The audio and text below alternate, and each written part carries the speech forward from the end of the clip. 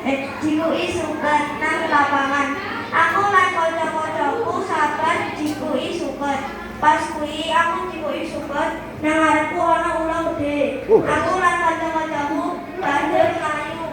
Kanca-kancaku ngeluh, "Mau wis sabar, saiki dikejar ulo." Pateku delok aku lan kanca-kancaku dikejar ulo. Pateku njiko arit, terus medeni ulo nganggo arit. Aku lan kanca-kancaku wis sabarane setipis tisu. Aku balik tekan omah. Ibuku wis nyiapke iwak lele nang meja. Ujung-ujungnya ono kucing ngene tetangga mlebu omah. Aku gek njiko sego. Krungu piring pecah, jebulna kucing tetangga. Aku dadine mangan mie rebus karo ngrungokke ibuku nesu-nesu. Bar kuwi aku tekan kamar. Aku nang jero aku badan kesabaranku wis arep entek. Mau dioyak ulo. Saiki ora bisa mangan lele.